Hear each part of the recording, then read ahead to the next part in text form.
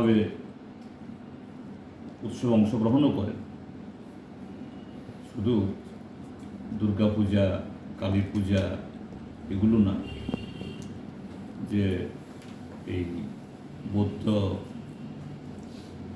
Christian এর বড়দিন, বৌদ্ধদের বৌদ্ধ পূর্ণিমা, মুসলমানদের ঈদ, ঈদুল জুহা ইত্যাদি, এটাই ছিল আমাদের ঐতিহ্য বহু বছরের।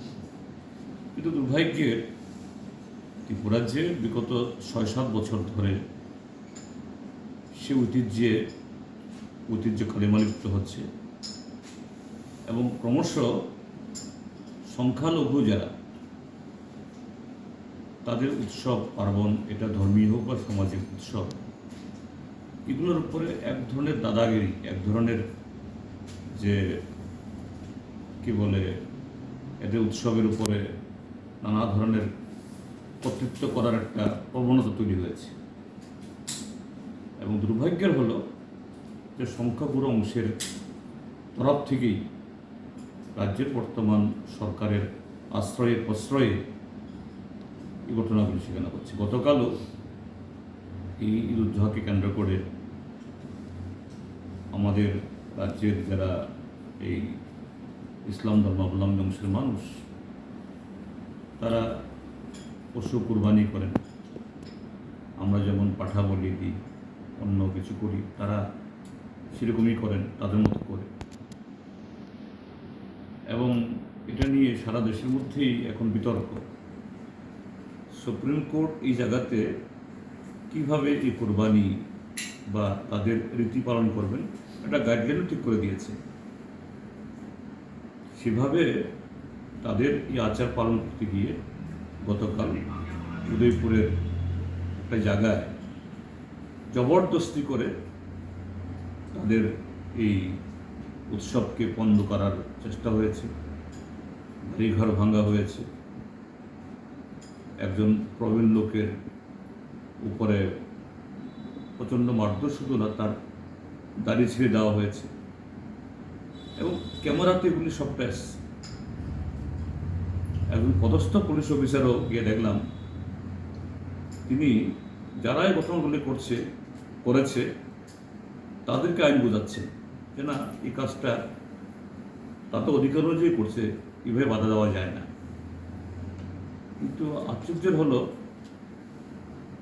সেই যে শান্তি বিঘ্নকারীকে পুলিশ ধরার কোনো উদ্যোগ নিচ্ছে না এবং এখনও অব্দি সেরকম কোনো ব্যবস্থা গ্রহণ করেছে বলে জানা নেই। তারপর এই আগরতলা শহরে পশ্চিম কোতোয়ালি, ত্রিপুরা রাজ্যের যে সবচেয়ে আলোচিত থানা, রাজধানী শহর, এখানে এই শহরতলির মধ্যেই একটা জায়গা এরকম কিছু লোক, তারাও এই উদ্দেশ্যে কিছু এরকম পশু নিয়ে যাচ্ছিলেন। হঠাৎ বইফুর কিছু লোক, ধর্ম রক্ষাকারী, ধর্মের ঠিকাদার, এরা বাধা দিল আর পুলিশ তৎপর হয়ে সেগুলো আটকে দিল এবং কোর্টে চালান করে দিল।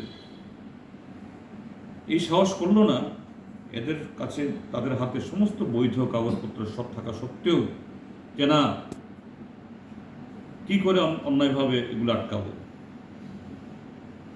তো আমি রাজ্য সরকারের কাছে অনুরোধ করব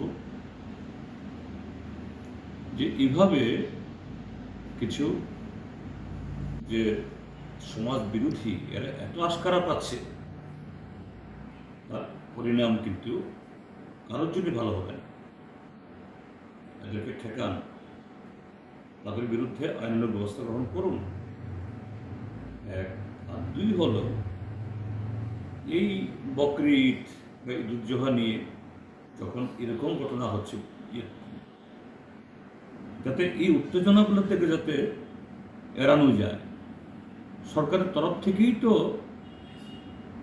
আমাদের রাজ্যের এই সম্প্রদায়ের মানুষ যাতে নিরাপদে এবং তাদের মতো করে একটা ডেজিগনেটেড কোনো জায়গাতে গিয়ে তারা এই কুরবানি করতে পারেন, এগুলি করে দিলে তো এই ভুল বোঝাবুঝি হয় না। কিছু লোক, ধর্মের ঠিকাদার যারা, এই ঠিকাদারদের এত দাপট দেখার সুযোগ হয় না। সরকারের উচিত ছিল আমি প্রশাসনকে, বিশেষ করে পুলিশ প্রশাসন, রাজ্যে নতুন পুলিশের মহানির্দেশক জয়েন করেছেন, তাকে অনুরোধ করব